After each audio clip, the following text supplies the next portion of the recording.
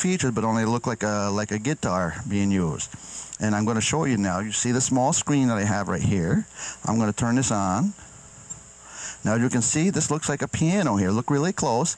You see there's 3 keys up on top, 2 keys, 3 keys, 2 keys, 3 keys. And down on the bottom it's all your white keys, just like on your keyboard or piano.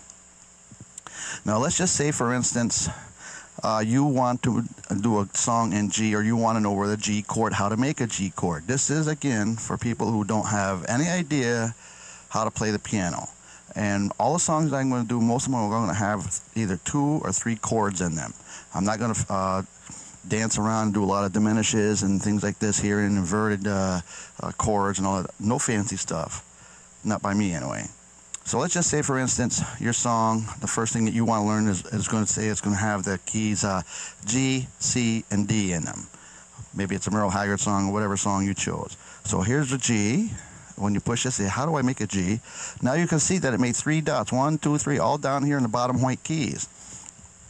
And so what that means is that's for your right hand, so that you can find out how to make these G keys. So you would put, of course, your thumb here on the very first one, and then, of course, your other fingers appropriately, so that you can press those 3 keys over and over and over. And then look at on your entire keyboard, in the very same location. You keep moving down the keyboard, and you can find G. I don't know how many times it would be total, but you can go all the way down the entire keyboard. It'll still be making a G if your keys resemble. But again, let's get back to the training here. So we're making a G, and I want to make a 7th. And as you can see, I made another dot over here. So that means I got to use 4 fingers to make a full 7th. And you press those 4 fingers, exactly the locations in the white keys where you're looking here. And it really will sound nice and clean. But I can't tell you I can't tell you how valuable this piece of equipment is. Even if you are a pianist and you're not sure probably how to make an augmentative or diminished key, or major or minimum. I mean, there's so many options. It's worth the investment to get this. And I think it's around, if I remember correctly, it's probably around $35. But don't quote me on that, but it's not too much more than that, but well worth the money. Okay, now, and then, of course, when you get all done finding out where a particular key is, learn 1 key at a time. I just mentioned G, C, and D, so what I want you to do, learn what G is, and then I'm going to clear it. Now I'm going to make a C. Say, okay, now I know where G is. So again, there's C. There's 3, and don't go making the 7ths. Yeah, I just showed it as an illustration. Right now, I just want you to learn where the majors are. So this is a C key, and you can see that your 3 keys are on the bottom again. And then the next one, of course, is going to be a D. So now you're going to see you want a white key, a black key, which is the first one of the 3 that are together. There's 2, 3, 2 on the keyboard. And of course, then you can see where the other key is. So there's always 3 keys to make a full chord. So I just want you to get used to that, so you can see that. And again, you have an option to make a 7th, but don't get in the habit of, don't let me get you confused, but I'll show you how it shows it. And there you can see how you make a 7th. But now let's go back to a D. So now you know G, then you know C, and you know D. And what I want you to do is just keep going back and forth between those chords. G, C, and release. Push them down and release. Mix them all up so you're comfortable, but say to yourself, G, G, G, G, C, C, C, C, D, D, D, so that you get that sound and you know exactly where the location is. This may take you days, but it's going to be well worth it. Choose 1 song at a time that has 3 chords, a song that you really like, and I guarantee you that you're going to be able to do it as if you've been doing it for a long length of time, and you won't be having to learn the hard way like I did. This is just to help you out. Anyway, this is the training on the Snarling Dogs computer, and now I'm going to shut it off. Make sure to shut it off all the time, all the way down, so that your batteries won't wear down. And they last a long, long time. This is the end of the training for the Snarling Dogs computer.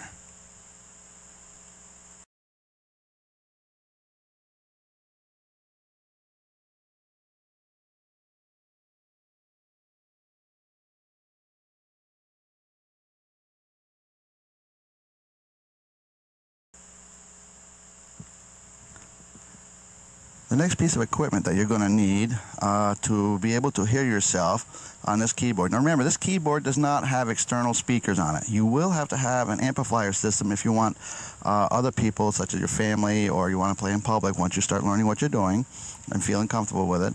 You will need an amplifier, and I even have one of those that I recommend. You don't have to go spending $1,000 for a big fancy system, but we'll get to that in a moment.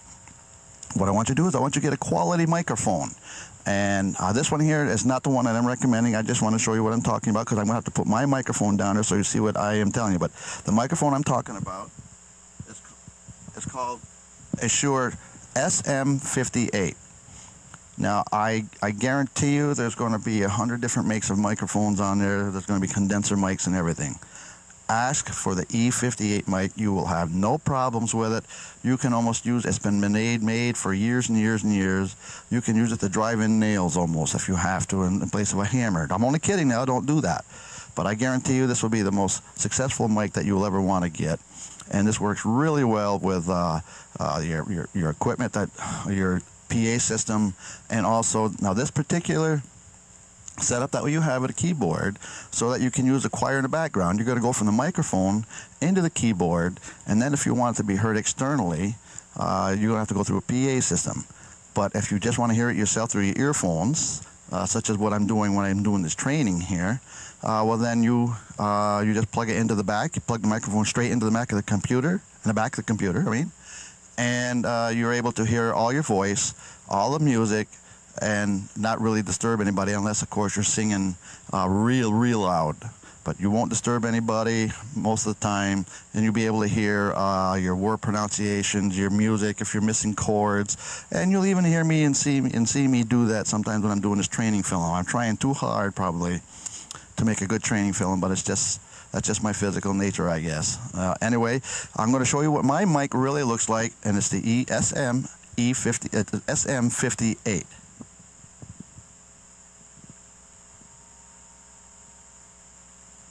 And it's made by Shure, and I guarantee you'll be as happy as a pig in mud having that microphone. Now also get yourself maybe a 6-foot cord to go with it that will plug into your keyboard.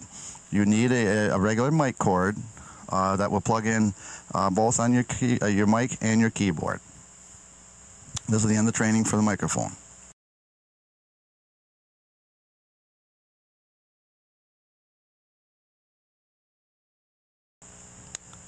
The next piece of equipment that you're going to need, of course, is going to be a set of earphones. Now, the set that you're seeing there now is not a very expensive set. What I recommend, again, get the best quality of equipment that I'm telling you about that you can afford to get.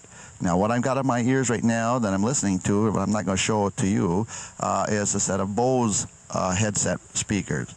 And boy, they are great. But I want you to get I want you to get earphones that go entirely over your ears, so that you don't have it that seals up against your head, so that you get a more clear sound that you're listening to, such as you're singing, such as the music, and you don't hear interferences from outside, like noises or dogs barking or things like that, or else it actually cuts those sounds down. You will be so happy to got yourself a good set of headphones. Now, the ones I got are probably around $100, I think it was. I can't remember. But get the set that you can afford to get, and make sure that they got nice cushions on them, such as you're looking here, and that it will cover your entire ear. Don't get the little skimpy things that insert your ear and all that stuff. That's all a bunch of crap. To me, you won't get the quality of sound that I'm trying to have you get. This is the end of training for the earphones.